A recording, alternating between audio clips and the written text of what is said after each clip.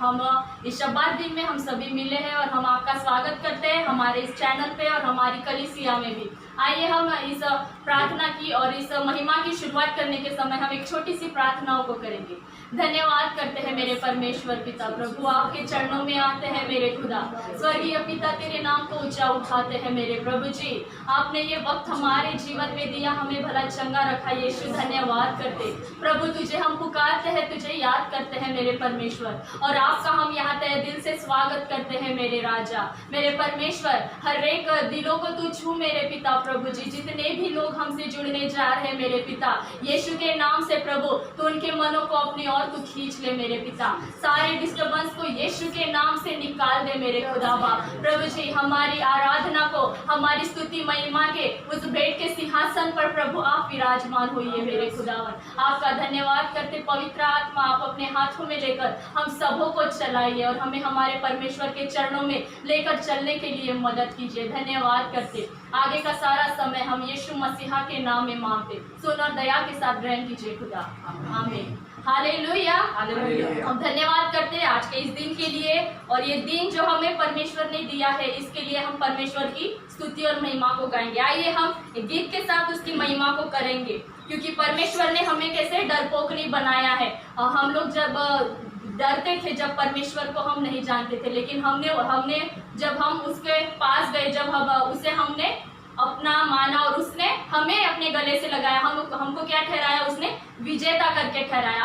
आइए हम इसी गीत के साथ हम उसकी महिमा करेंगे।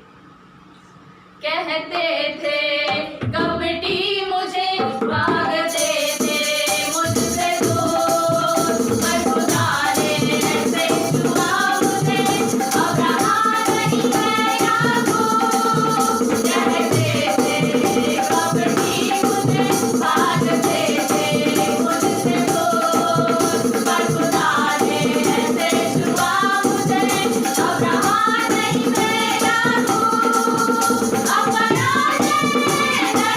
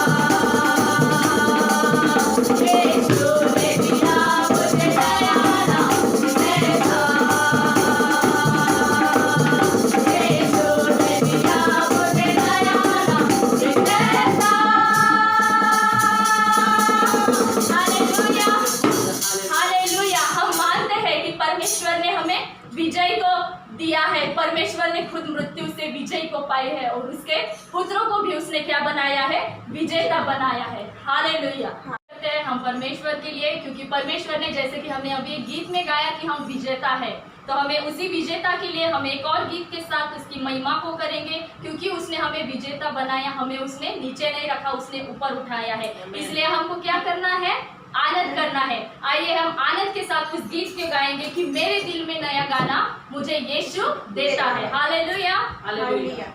मेरे दिल में नया गाना मुझे यीशु देता है, मेरे दिल में नया गाना मुझे यीशु देता है।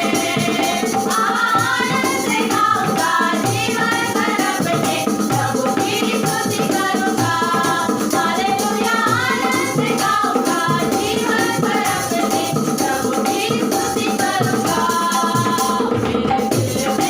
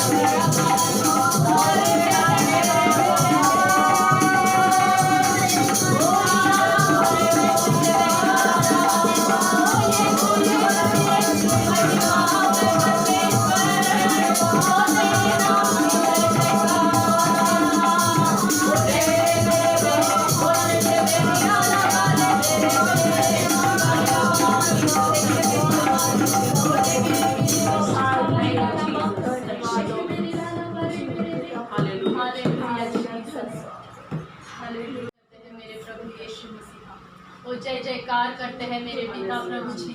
तूने हमें आनंद से भरा मेरे प्रभु यीशु, धन्यवाद करते हैं प्रभु आनंद के साथ प्रभु जी, और तेरी उस आराधना के लिए मेरे पिता प्रभु हम अपने आप को तैयार करते हैं मेरे राजाओं के राजा, ओ मेरे यीशु मसीहा तेरी जय जयकार करते हैं प्रभु जी। मेरे खुदा बाप तूने ऐसे कामों को किया प्रभु जी, आश्चर्यजनक ऐसे कार्यों को प्रभु आपने किया मेरे खुदा बाप प्रभु जी।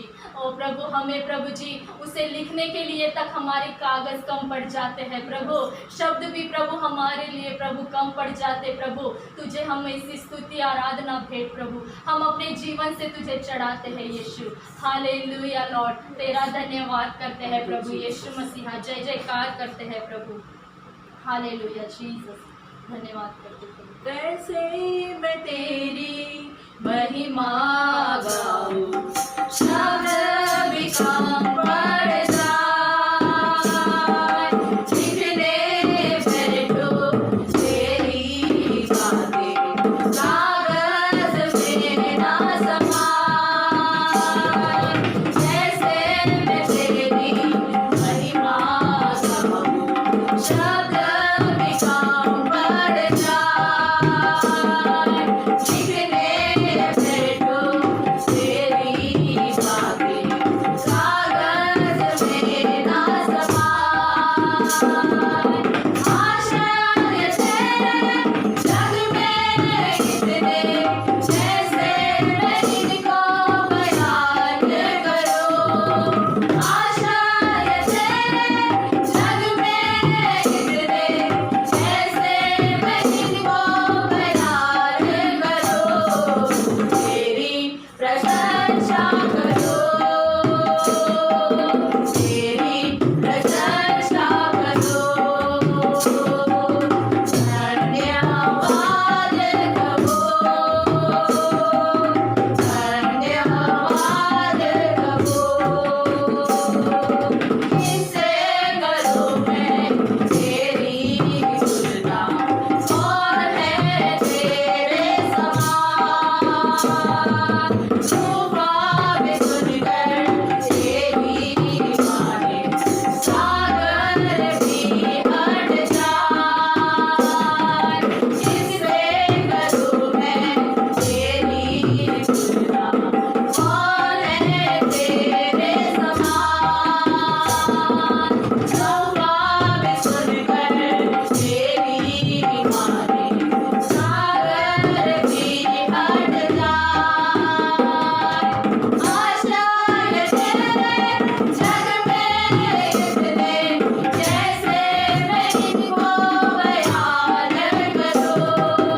आश्चर्य तेरे जग में इतने, जैसे मैं इनको बयान करूं। तेरी प्रशंसा करो, तेरी प्रशंसा करो, धन्यवाद करो, धन्यवाद करो। मैं लायक नहीं अर्पण मेरे, कबूल कर ले, अनुग्रह से मुझको संपूर्ण कर दे। मैं लायक नहीं अर्पण मेरे, कबूल कर ले, अनुग्रह से मुझको संपूर्ण कर दे। यीशुआ,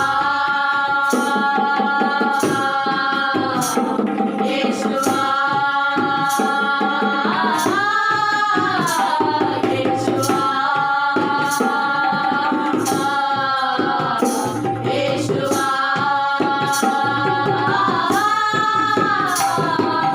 आश्चर्य तेरे जग में इतने, जैसे मैं तुमको बयान करूं।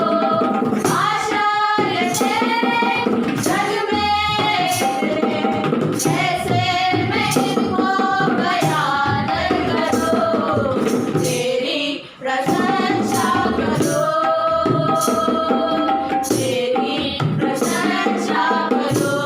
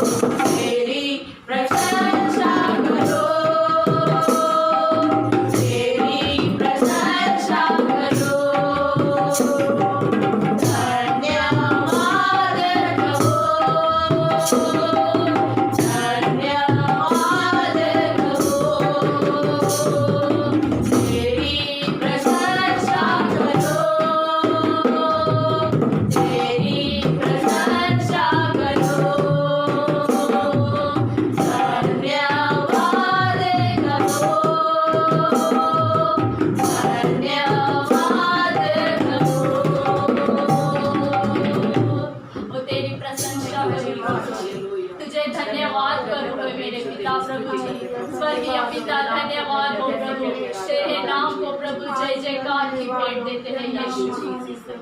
हालेलुया लौटा प्रभु जी, मेरे पिता प्रभु जी आपके उस आश्चर्य कामों को प्रभु जो किया प्रभु, धन्यवाद करते हैं मेरे पिता प्रभु। प्रभु जब तूने हमसे इतना प्रेम किया मेरे खुदावन, तभी आपने प्रभु जी अपने इकलौते पुत्र को दिया मेरे परमेश्वर। ऐसा प्रभु जी सागर की रेत से भी ज्यादा ऐसा तेरा प्रेम है मेरे परमेश्वर पिता, आसमानों से भी ऊंचे प्रभु जी तेरे विचार है मेरे प्रभु यीशु। ओ राजाओं के राजा, ओ मेरे मसीहा, तेरे नाम की जय जयकार करते हैं प्रभु जी। हम तुझे भेंट देते हैं मेरे पिता प्रभु जी, हमारे भेंटों को स्वीकारिए राजा यीशु। धन्यवाद करते हैं प्रभु जी, हालेलुया यीशु, धन्यवाद करते हैं, हालेलुया, स्तुति हो प्रभु जी। सागर से भी गहरा, पर्वत से भी ऊंचा, तारों से भी ज्यादा प्यार है तेरा। सागर से भी गहरा, पर्वत से भी ऊंचा, तारों से भी ज्यादा प्यार है तेरा। प्यार है तुझसे ही, प्यार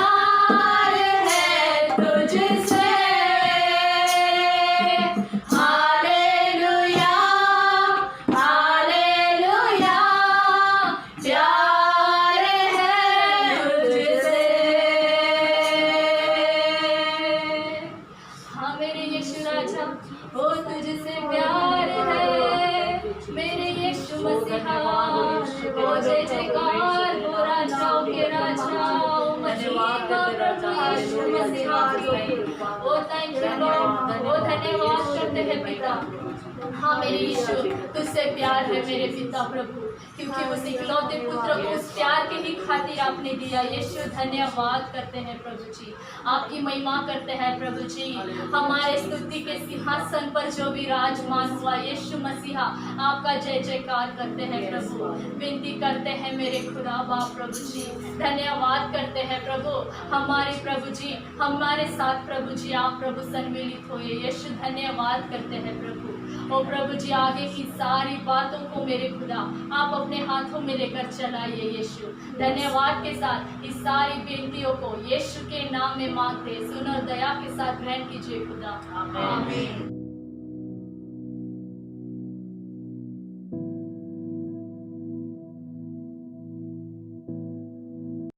मॉर्निंग चर्च।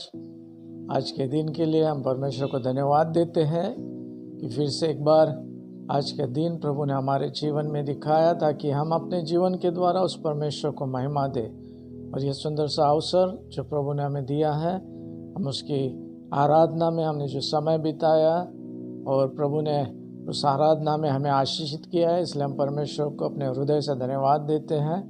विशेष करके जब परमेश्वर हमारे साथ में बातचीत करता है, परमेश्वर हमारे साथ में बोलता है, तो हम फिर से एक बार प्रभु से कहें, प्रभु हमारे कानों को तू तेरे बातों की ओर लगा। हम लोग प्रभु यीशु मसीह के उन सारे चारों सुसमाचारों में जब देखते हैं कि प्रभु यीशु मसीह ने साधारण लोगों के साथ में साधारण रीति से बातचीत की, उसने दृष्टांतों के द्वारा उन्हें समझाने की कोशिश की, कुछ उदाहरणों के द्वारा उसने उनको समझाने की कोशिश की। और हम अब देख रहे हैं कि प्रभु ने हमें भी किस किस बातों के द्वारा संबोधित किया है, ताकि हम समझ सके कि परमेश्वर के बातों को हम किस प्रकार से अपने जीवन में करने के लिए प्रभु यीशु मसीह की इच्छा है, प्रभु यीशु मसीह की योजना है। सो हमने पिछले समय में हमने कुछ बातों को देखा था। आज हम आगे में हम लोग प्रभु के वचनों में से देखेंगे कि प्रभु ने हमें किस बातों के द्वारा हमें यहाँ पे हमारे बारे में उसने बोला है। हम यूहन्ना रचित सुसमाचार खोलेंगे, उसका पहला अध्याय और उसके 12 और 13 आयत। हम सभी लोगों को मालूम है कि यहाँ पे यूहन्ना इस प्रकार से लिखता है, परंतु जितनों ने उसे ग्रहण किया उसने उन्हें परमेश्वर की संतान होने का अधिकार दिया। परमेश्वर के वचनों में लिखा है कि अगर जब हम प्रभु को ग्रहण करेंगे, जब प्रभु को अपने जीवन में स्थान देंगे, तभी हम उस परमेश्वर के संतान होने के अधिकार को हम लोग प्राप्त कर सकते हैं या उस अधिकार को हम लोग ले सकते हैं, अर्थात उन्हें जो उसके नाम पर विश्वास रखते हैं। सो परमेश्वर के वचनों में हम लोग जानते हैं, इब्रानी की किताब में प्रभु के वचनों में लिखा है कि परमेश्वर है, ये हमें विश्वास करना। जब हम विश्वास करेंगे तभी हम परमेश्वर के पास में आएंगे। तो यहाँ पर विश्वास हमारे लिए बहुत ही महत्वपूर्ण है कि जब मैं और आप प्रभु को विश्वास के साथ में अपना उद्धारकर्ता करके ग्रहण करेंगे।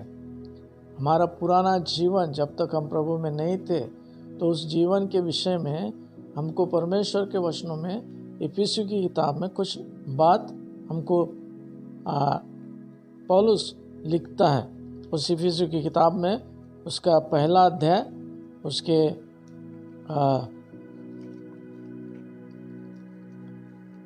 5 से लेके 4 से लेके आगे हम पढ़ेंगे। परंतु परमेश्वर ने जो दया का धनी है, हमारे परमेश्वर के विषय में पवित्र शास्त्र में हमें सीखने मिलता है कि वो हमारे लिए हमारे ऊपर में अपनी दया को प्रकट करता है, वह अपने दया को हमारे लिए उंडेलता है।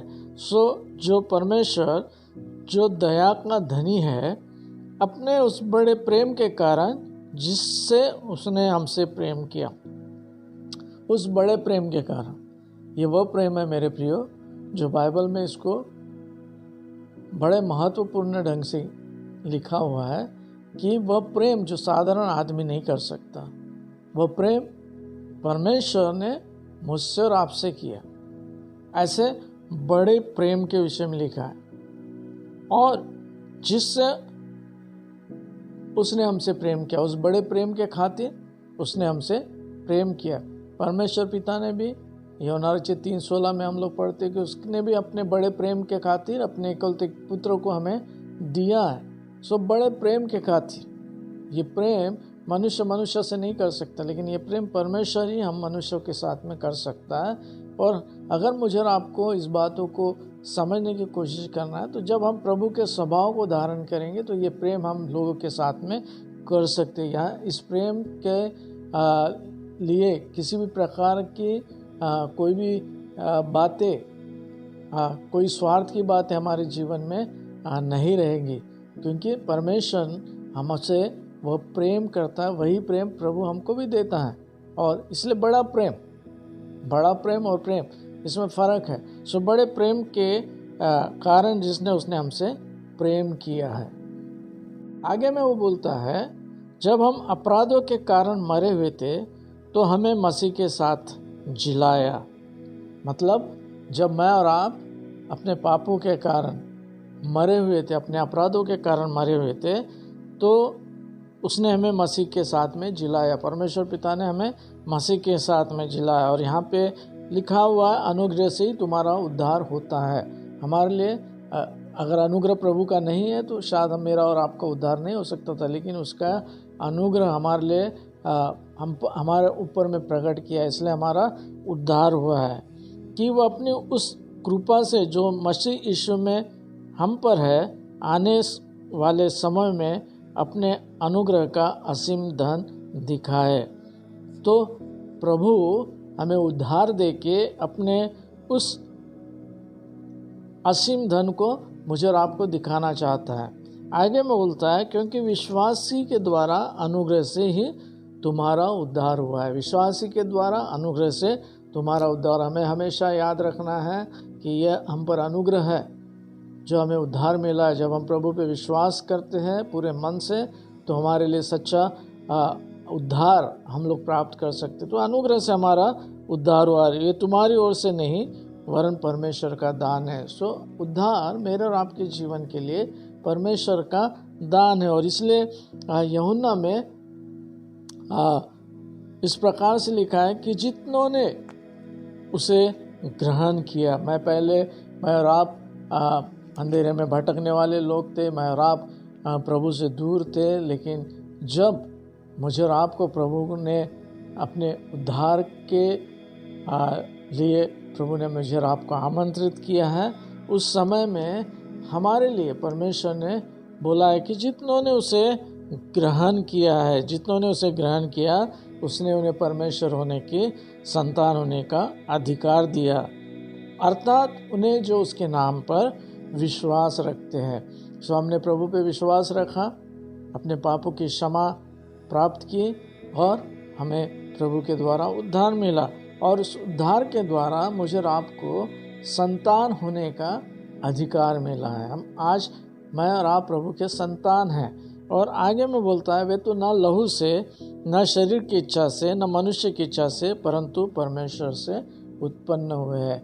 मतलब जब मैं और आप प्रभु को अपने जीवन में ग्रहण करते हैं तो हमारा एक नया जीवन होता है, हमारा एक नया जीवन शुरुआत होता है। और ये जीवन परमेश्वर पिता हमें देता है। और इसलिए वह हमारे जीवन में परमेश्वर के उन वचनों के अनुसार कहता है कि उन्हें संतान होने का अधिकार। अभी संतान भी के प्रकार है, एक स्वयं की संतान, एक किसी को हम अडॉप्ट करते हैं ऐसी संतान, या हम लोग देखते हैं कि दुनिया में जो अनैतिक रीति से भी संतानें होती है। सो संतान की परिभाषा हम हर स्थानों में उपयोग में ला सकते हैं, लेकिन यहाँ पे प्रभु ने हमें अपनी संतान होने के लिए चुना है, अपने संतान होने के लिए बुलाया है। मतलब हमें एक लीगल ऐसे उसके वारिस होने के लिए हम लोग तैयार हो जाते हैं। लेकिन इसकी सच्चाई को समझने के लिए हमें गलतियों की किताब में परमेश्वर के वचनों में क्या लिखा है, इस बातों को हम लोग अब्राहम के संतानों के उदाहरण के द्वारा हम लोग देख सकते हैं।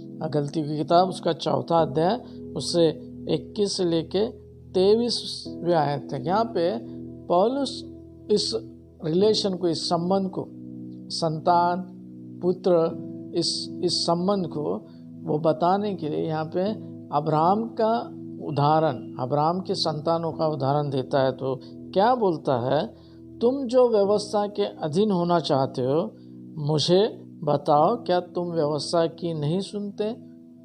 मतलब जो कुछ परमेश्वर ने लिखा है उसके अधीनता में हम रहना चाहते हैं। तो पौलुस बोलता है कि क्या तुम व्यवस्था की नहीं सुनते? मतलब व्यवस्था में जो लिखा हुआ है वो नहीं सुनते। यह लिखा है कि अब्राहम के 2 पुत्र हुए, हम सभी को मालूम है कि अब्राहम को उसके बुढ़ापे में कोई संतान नहीं थी, इसलिए सारा ने हाजिरा को उसकी पत्नी करके दिया और उसके द्वारा इश्माइल उत्पन्न हुआ। लेकिन परमेश्वर की इच्छा वह नहीं थी कि कोई दासी के द्वारा पुत्र उसका अधिकारी उत्तराधिकारी हो, परंतु उसकी स्वयं की संतान के ही द्वारा परमेश्वर लोगों को आशीषित करना चाहता था। और इसलिए यहाँ पे लिखा है कि अब्राहम को 2 पुत्र हुए, एक दासी से और एक स्वतंत्र स्त्री से। तो जो दासी के द्वारा पुत्र हुआ है उसके विषय में लिखा है, परंतु जो दासी से हुआ वह शारीरिक रीति से जन्मा। अभी हमने उस यूहन्ना में पढ़ा था कि वह तो ना तो लहू के द्वारा, ना शरीर के द्वारा, ना किसी के मनुष्य की इच्छा के द्वारा, लेकिन परमेश्वर के द्वारा उत्पन्न हुए। जो लोग प्रभु के उद्धार को प्राप्त करते हैं वो शारीरिक रीति से नहीं जन्मे रहते। अगर मेरे माता पिता प्रभु को जानने वाले, इसका मतलब मैं उद्धार पाया हुआ व्यक्ति नहीं हूँ। जब तक मैं प्रभु को अपने जीवन में ग्रहण नहीं करता तब तक मेरा उद्धार मुझे नहीं मिलता है। और यहाँ पे पौलुस लिखता है कि वह शारीरिक रीति से जन्मा, और जो स्वतंत्र स्त्री से हुआ वह प्रतिज्ञा के अनुसार जन्मा। सो यहाँ पर दोनों के बीच में फर्क है। ये भी अब्राहम का ही पुत्र था इश्माइल, और इसहाक भी अब्राहम का पुत्र था, लेकिन इश्माइल एक दासी के द्वारा उत्पन्न हुआ और सारा के द्वारा इसहाक उत्पन्न हुआ, जो उसकी स्वयं की पत्नी थी। और प्रभु ने कहा कि तेरे ही पुत्र के द्वारा लोगों को मैं आशीष दूंगा, तेरे निज पुत्र के द्वारा मैं लोगों को आशीषित करूंगा। सो यहाँ पर हम लोग फर्क देखते हैं कि दासी के पुत्र ये शरीर से पैदा हुए वाले हैं, और जो स्वतंत्र स्त्री से वह प्रतिज्ञा के अनुसार जन्मा है। मतलब ये कि जब भी मैं प्रभु को ग्रहण करता हूँ तो मेरे पास में वह अधिकार है, पुत्र का अधिकार है। इश्माइल के पास में भी वह अधिकार था, लेकिन वह अधिकार पूरा नहीं था, और इसलिए वो बोलता है कि दासी का पुत्र जो दासी के द्वारा हुआ है वह उसकी संतानों में गिना तो जाएगा, लेकिन अधिकारी उत्तराधिकारी उसका नहीं हो सकता। और इसलिए हम लोग आगे में देखते हैं कि प्रभु ने रोमियो की किताब में लिखा है कि जितने लोग परमेश्वर के आत्मा से चलाए चलते हैं, जितने लोग परमेश्वर के आत्मा से चलाए चलते हैं। रोमियो की किताब उसका 8वां अध्याय उसकी 14वें वचनों में लिखा है, इसलिए जितने लोग परमेश्वर के आत्मा के चलाए चलते हैं वे ही परमेश्वर के पुत्र हैं। मतलब ये कि सिर्फ मेरे और आपका उद्धार पाकर प्रभु की संतान होना ही काफ़ी नहीं है, लेकिन मुझे उसके आगे भी परमेश्वर के उन वचनों के अनुसार, पवित्र आत्मा के मार्गदर्शन के अनुसार मुझे चलने की ज़रूरत है। और यहाँ पे इसलिए लिखा है कि इसलिए जितने लोग परमेश्वर के आत्मा के चलाए चलते हैं, मतलब प्रभु के आत्मा के अनुसार चलाए चलते हैं। मुझे और आपको हमेशा परमेश्वर के उस आत्मा के अगुवाई में चलना सीखने की ज़रूरत है। कई बार हम लोग अपने मन, अपने बुद्धि इसकी सुनते हैं और उसके अनुसार चलते हैं, लेकिन हमें परमेश्वर के आत्मा के अनुसार चलने की अपने आप की तैयारी करना है। तो जितने लोग प्रभु के आत्मा के अनुसार चलते हैं वे ही परमेश्वर के पुत्र हैं, उन्हें ही परमेश्वर के पुत्र होने का अधिकार दिया है। तो संतान होना और पुत्र होना इसमें थोड़ा फर्क है। संतान उस अधिकार को जो पूरे रीति से परमेश्वर के द्वारा या उसके माता पिता के द्वारा उसे मिलता है, उससे वंचित भी किया जा सकता है, लेकिन जो अधिकार पुत्र को मिलता है वह कभी भी उससे दूर नहीं किया जाता है। इसलिए हम हमेशा इस बातों को समझने की कोशिश करें कि मुझे प्रभु के उस बातों में और आगे बढ़ने की आवश्यकता है। और इसलिए कुरिन्थी की किताब 2 कुरिन्थी उसका 5:17 में हम लोग पढ़ते हैं कि जितनों ने प्रभु यीशु मसीह को अपने जीवन में अपना उद्धारकर्ता करके ग्रहण किया, वह एक नई सृष्टि है, एक नया मनुष्यत्व उसे मिलता है जिसमें उसे चलने की कोशिश करना है। यहाँ पे प्रभु ने इस वचनों में हमें संतान के संबोधन में भी हमें रखा है और पुत्र के संबोधन में। तो हमें ये निर्णय लेना है कि मुझे संतान ही बन के जीना है या उसके पुत्र के अधिकार के अनुसार हमें जीना। अगर मुझे पुत्र होना है तो मुझे पवित्र आत्मा की अगुवाई में अपने जीवन को जीने की आवश्यकता है, उसके अनुसार चलने की आवश्यकता है। बाद में हम लोग और आगे देखते हैं कुरिन्थी की किताब में, जहाँ प्रभु यीशु मसीह पौलुस प्रेरित हमें बोलता है कि वह बोलता है कि तुम परमेश्वर की खेती हो और परमेश्वर की रचना हो। पौलुस यहाँ पर बोल रहा है कि क्योंकि हम परमेश्वर के सहकर्मी हैं, हम परमेश्वर के सहकर्मी। वो क्यों खुद को सहकर्मी बोल रहा है? कि जो कार्य प्रभु यीशु मसीह ने संसार में किया, जो कार्य प्रभु यीशु मसीह ने इस संसार में रहते हुए उसने परमेश्वर के सुसमाचार को सुनाया, परमेश्वर के राज्य की घोषणा की, परमेश्वर के उद्धार के विषय में बताया, वही कार्य पौलुस और प्रभु यीशु मसीह के चेलों ने आगे बढ़ाया।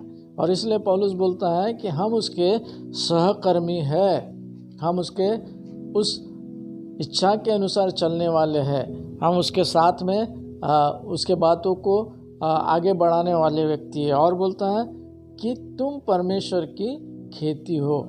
हम लोग सभी जानते हैं कि खेत ये उपजाऊ जमीन को बोला जाता है, जहाँ से फसल निकलती है, जहाँ से उत्पन्न होता है। अगर उस जमीन को में अगर फसल नहीं उगती तो उसको खेती वाली ज़मीन नहीं बोलते, उसको बंजर ज़मीन बोलते। और इसलिए कई बार हम मनुष्य का जीवन उद्धार पाने के बाद में भी हम लोग ऐसी बंजर के समान हम लोग बने रहते हैं, कोई उत्पादन नहीं रहता, कोई हमारे अंदर में किसी भी प्रकार से लोगों के लिए कोई तरस नहीं रहता, लोगों का उद्धार होना चाहिए इसकी कोई प्यास नहीं रहती। और हम लोग नीरसता से, क्योंकि हम सोचते हैं कि हमारा जीवन उद्धार पाने के बाद में हो गया, हमें अपनी इच्छा के अनुसार चलना है। लेकिन मेरे प्रियो, बाइबल बोलती है कि तुम परमेश्वर की खेती हो, मतलब तुम्हारे अंदर में वो उत्पादन की क्षमता रहना चाहिए। तुमने जो उद्धार पाया वो उद्धार तुम्हें और लोगों को बताने की आवश्यकता है, उसके अनुसार चलने की आवश्यकता है। और इसलिए बोलता है कि तुम उसकी खेती हो, मैं और आप उसकी खेती है। हमारा काम है फल लाना, हमारा काम है फल देना, ताकि मेरे और आपके परमेश्वर की महिमा हो। और वो बोलता है कि तुम परमेश्वर की रचना हो। मैं और आप प्रभु की क्या है? रचना है। फिर से एक बार हम लोग इफिसियों की 2:10 को याद करेंगे, जहाँ पे लिखा है कि प्रभु ने तुमको तुम्हारा निर्माण किया है और तुम प्रभु के हाथों की रचना हो। प्रभु ने तुम्हें अपने महिमा के लिए निर्माण किया है। मैं और आप प्रभु की रचना है। वो बोलता है कि तुम उसकी रचना हो। जो रचना है रचनाकार के लिए, रचनाकार की इच्छा के लिए उत्पन्न किया जाता है। तो हमें ध्यान रखना है कि हम परमेश्वर की खेती हैं, हमें परमेश्वर के रचना के स्वरूप में हमें परमेश्वर ने बनाया, अपने रचना के स्वरूप में। और आगे में वो बोलता है 16वें वचनों में 3 अध्याय के, क्या तुम नहीं जानते कि तू परमेश्वर का मंदिर हो? क्या आप लोग, मैं नहीं जानता कि हम लोग परमेश्वर के मंदिर हैं? प्रभु ने हमें एक मंदिर करके संबोधित किया है और उसमें लिखा है कि परमेश्वर की आत्मा तुम में वास करता है। मतलब इस शरीर रूपी मंदिर में परमेश्वर की आत्मा वास करती है। जब मेरा और आपका उद्धार होता है, प्रभु अपने पवित्र आत्मा को हमारे अंदर में भेजता है, जो पवित्र आत्मा हमारे साथ में रहता है। इसलिए हम लोग जहाँ कहीं भी जाएंगे तो प्रभु की आत्मा हमारे साथ में रहती है। तो परमेश्वर के यहाँ पे परमेश्वर के जन बोलता है कि तुम परमेश्वर के मंदिर हो। मैं और आप परमेश्वर के मंदिर है और उसके अंदर में परमेश्वर की आत्मा वास करती है। 17 वचन में बोलता है, यदि कोई परमेश्वर के मंदिर को नष्ट करेगा तो परमेश्वर उसको नष्ट करेगा। अगर मैं और आप अपने शरीर का उपयोग परमेश्वर के महिमा के लिए नहीं करेंगे, मैं और आप इसका उपयोग अच्छे कामों के लिए नहीं करेंगे, तो परमेश्वर के वचनों में बोला है कि परमेश्वर तुम्हारा नाश करेगा, तुम्हें नष्ट करेगा, क्योंकि परमेश्वर का मंदिर पवित्र है और वह तुम हो। यहाँ पे लिखा है कि परमेश्वर का मंदिर पवित्र है और वह तुम हो। मेरे प्रियो, मेरे और आपकी बुलाहट की जो महत्व है उसे हमें समझने की ज़रूरत है। प्रभु यीशु मसीह ने जैसे जैसे हमें संबोधित किया उसी प्रकार से परमेश्वर के लोग भी हमारे बारे में बोल रहे हैं कि हम लोग क्या है, हम परमेश्वर की खेती है, हम परमेश्वर की रचना है, हम परमेश्वर के मंदिर है, हम परमेश्वर के संतान है, परमेश्वर के पुत्र है और हमें वह अधिकार जो परमेश्वर ने दिया है उस अधिकार में चलने की हमें ज़रूरत है मेरे प्रियो। और इसलिए हम लोग हमेशा ध्यान में रखें ये जो बातें प्रभु हमको उसके वचनों के द्वारा बता रहा है, ये हो सकता है कि हमने कई बार परमेश्वर के वचनों में पढ़ा होगा, लेकिन इसका महत्व समझने की हमको ज़रूरत है मेरे प्रियो। सो यहाँ आज हमने देखा कि प्रभु यीशु मसीह ने हमें जैसे संबोधन किया था वैसे ही संबोधन परमेश्वर के जनों ने भी हमारे बारे में किया है। यहाँ पे हमने यूहन्ना में देखा कि यूहन्ना हमसे बोल रहा है कि तुम परमेश्वर के संतान हो। जितनों ने उसे ग्रहण किया उन्हें परमेश्वर के संतान होने का अधिकार दिया। उसी प्रकार रोमियो की किताब में हमने पढ़ा कि हम अगर परमेश्वर के आत्मा के चलेंगे तो हम परमेश्वर के पुत्र कहलाएंगे।